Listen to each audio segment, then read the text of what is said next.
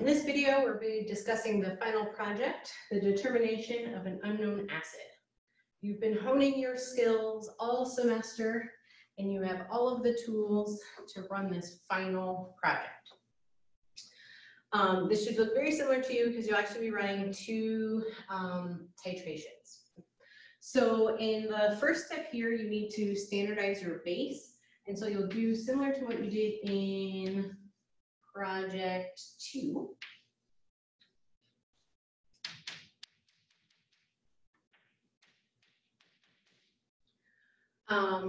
Which you'll determine the concentration of NaOH to at least 3 significant figures using KHP.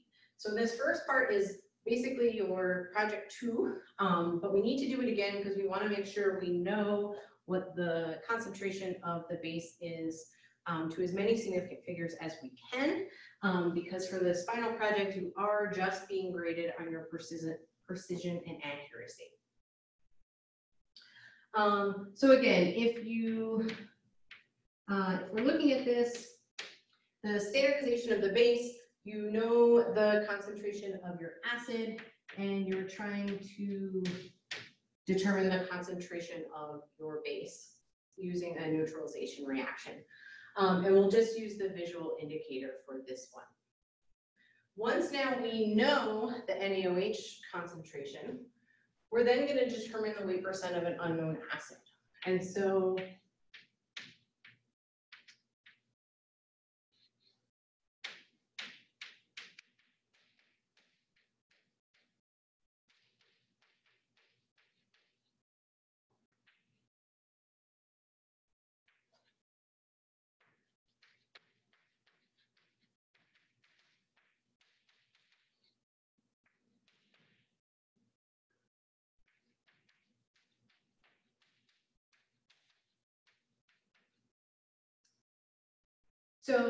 you'll be given a sample of a white powdery substance that contains monochronic acid and some other white powdery substance.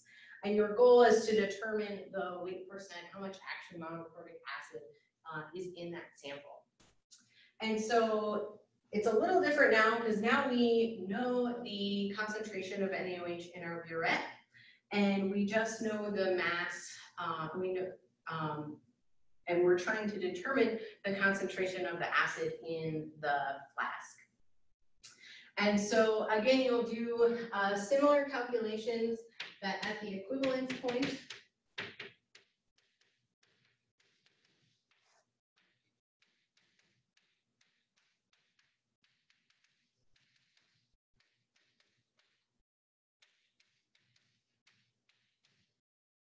the moles of acid will equal the moles of base. And if you know how much volume you've added of your NaOH, and you know the concentration of NaOH in moles over liters, then you're going to calculate the moles of base, which will give you your moles of acid. And then you will assume some molar mass to then convert moles to a mass.